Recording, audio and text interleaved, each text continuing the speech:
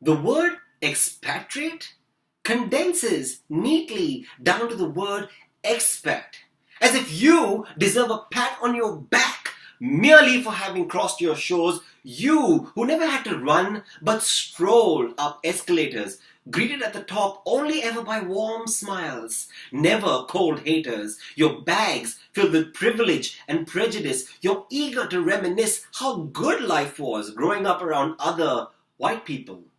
You state your name and nationality in an accent clearly foreign. Yet if I were to stop you in the middle of your Northern American drawl, your Irish lilt, or your Cockney slang, telling you that the twang of your words somehow don't make sense, you would take offense. Yet no one is supposed to shirk as you squint at the sight of brown or black. No one is supposed to be taken aback when you look down on us at restaurants and look away from us on crowded trains. We are supposed to ignore the rhetorical refrains when you refer to us as these people. And now, because the social lexicon holds you back, you lead your verbal attacks with a seemingly innocuous term, immigrant.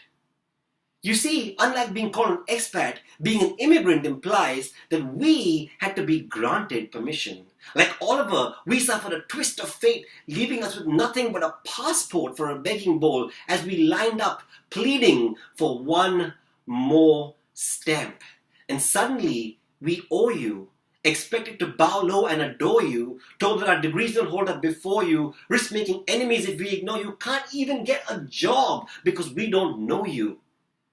We, who left the comfort of our station, are told to relearn living because this is a first world nation?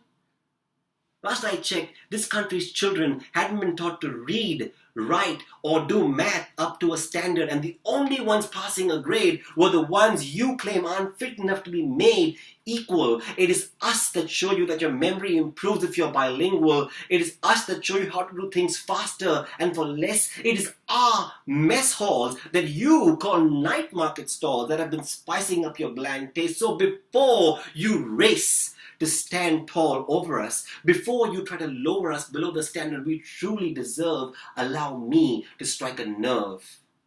The head start you think you have does not shorten the length of my stride, so if you can't step up, step aside, because from today I'm dusting off these immigrant rags and putting on an expat badge with pride.